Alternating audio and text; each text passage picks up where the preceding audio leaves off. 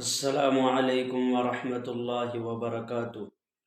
دوستو، جب کسی شخص کو کسی مصیبت میں مبتلا دیکھتے ہیں اس وقت کون سی دعا پڑھی جاتی ہے؟ نبی اکرم صلی اللہ علیہ وسلم نے کون سی دعا سکھلائی؟ آئیے آپ بھی میرے ساتھ اس دعا کو پڑھ لیجئے تاکہ آپ کو یاد ہو جائے، اور آپ جب کسی کو مصیبت میں دیکھیں اس وقت یہ دعا پڑھ کے نبی اکرم صلی اللہ علیہ وسلم کی سنت زندہ فرمائیں۔ آپ علیہ الصلاۃ والسلام نے فرمایا جب کسی کو مصیبت میں دیکھو تو یہ دعا پڑھو، الحمدللہ الذی عافانی مما ابتلاک بہ وفضلنی علی کثیر ممن خلق تفضیلا۔